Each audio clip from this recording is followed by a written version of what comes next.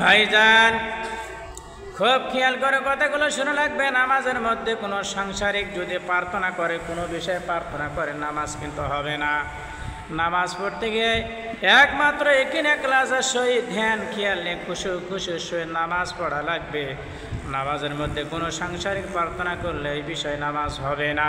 ভাইজান কেউ তো হাসি দেয় আর আপনি নামাজ পড়তেছেন, হাসির উত্তর দেওয়া যাবে না।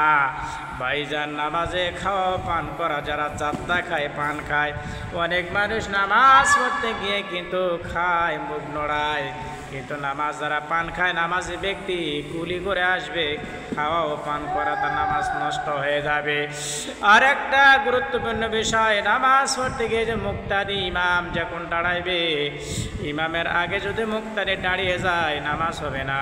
ইমামের আগে যদি মুক্তাদি সিজদা দেয়, ইমামের আগে আল্লাহু আকবার বলার আগে যদি সিজদা থেকে মাথা উঠায়, আল্লাহু আকবার বলবে, তারপর আপনি মাথা উঠাইবেন।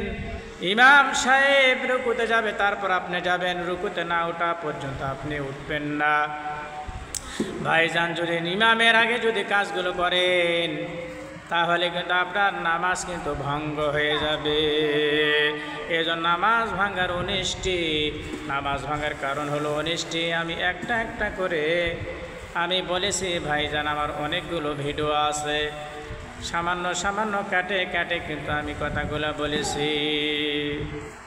আমল করবেন, বেশি বেশি আমল করার চেষ্টা করুন। আমিন।